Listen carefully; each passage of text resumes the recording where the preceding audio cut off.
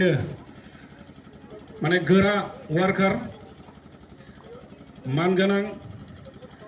north east स्कुलनि MD doctor Maheshwar Kumar Brahma सार आरो लोगोसे नुजाथिनो हादों जोंनि रौता ब्लक बीपीएफ दोलोनि एक्टिव वार्कार रबीन्द्र मुसाहारि सार आरो लोगोसे बायदि बिबानाव थानाय बिबानगिरि नोंथांमोन गासिबखौबो आङो डिजिगनेशनखौ बुंजोबनो हालिया आरो लोगोसे जोंनि गिरवा प्राइमारि बीपीएफ दोलोनिनो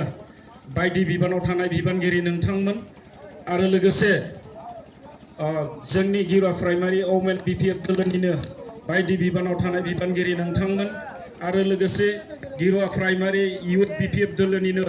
बायदि बिबानाव थानाय बिबानगिरि नोंथांमोन आरो लोगोसे बीपीएफ दोलोखौ मोजां मोनग्रा